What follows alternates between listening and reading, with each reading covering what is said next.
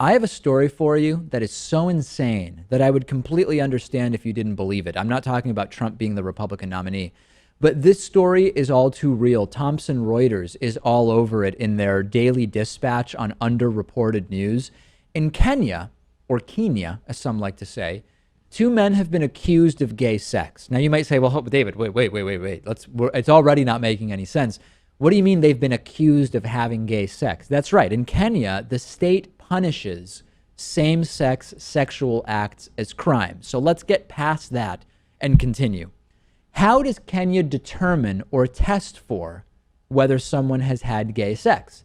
Mandatory anal examinations. What else, Lewis? Obviously. The two unnamed men, who, by the way, deny having had gay sex, said in a petition to the court that they were coerced into undergoing anal exams by security personnel and a public hospital in Mombasa in February of 2015. They actually filed a motion against the mandatory exams saying, wait a second, these are degrading treatment.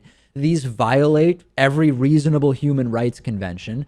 And High Court Judge Matthew Amukule said on Thursday that there is sufficient justification under Kenyan law to allow the mandatory intrusion into the human body for the purpose of gathering evidence to prove a sexually related crime, saying, quote, the petition has no merit and it is dismissed. Now, not surprisingly, Amnesty International's regional director said the court ruling is unacceptable and also absurd, since governments have no business proving whether or not consensual sexual activity has taken place.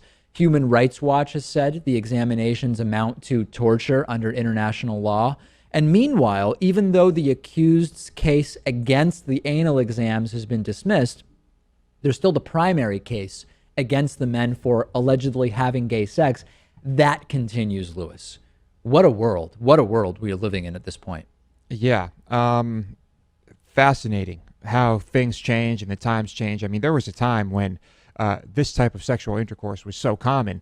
Men might have even been considered weak if you went around having sex with women all the time, and instead men were having sex with each other because that was the more manly thing to do. Right. Incredible what has transpired since those times. And think that even here in the U.S., where gay sex isn't a crime, but you can still be fired for being gay in many states. Religion can be used as a basis for discriminating against LGBT individuals in some cases, etc. We still have huge homophobia. We still have gay bashing. We just had a horrific LGBT sexual orientation motivated mass shooting in Orlando, Florida. That's here in the U.S. Imagine what it's like being in Kenya, where the state can punish people for having gay sex, which they determine the validity of by mandatory anal exams. It's unconscionable. Yeah. Hey, Kenya, there are plenty of other countries, many of which are in the Middle East. Send us your thoughts about what's going on. Facebook.com/David Pakman Show. We are on Facebook. We're on Twitter. We're on Reddit. We're all over the place. Send me your thoughts about this and any other stories we talked about today.